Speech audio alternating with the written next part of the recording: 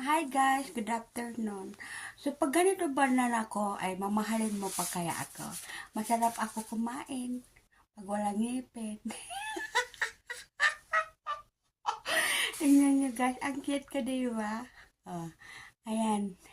Ito daw kasi yung sabi ni Meta, para daw ma-add tayo, ma-monetize tayo sa ads on reel. Kailangan daw natin i-focus yung mukha natin. Ayan na po, Meta. Sana mag 1 million views to.